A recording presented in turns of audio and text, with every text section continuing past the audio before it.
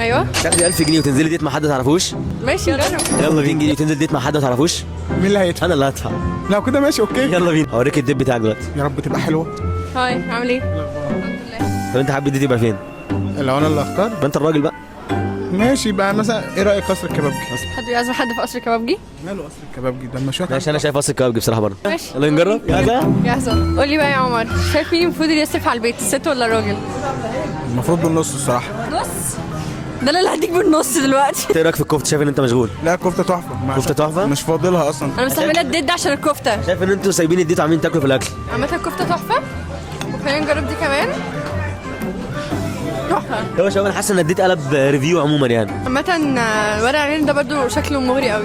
ثواني بس اجرب المبكبكه وارجع لك. هو الديت باظ عموما يعني شكله. انتوا دوقتوا كل الاكل؟ انتوا ايه احلى حاجه شايفينها في الديت؟ الكفته. كفته؟ الكفته والشيش والمكرونه المبكبكه. وبالنسبه لاميره؟ شغاله. وانت بالنسبه لعمر؟ مش شغال خالص. طب ايه يا شباب انتوا حابين تنزلوا ده تاني مع بعض ولا ايه الدنيا؟ لا ليه؟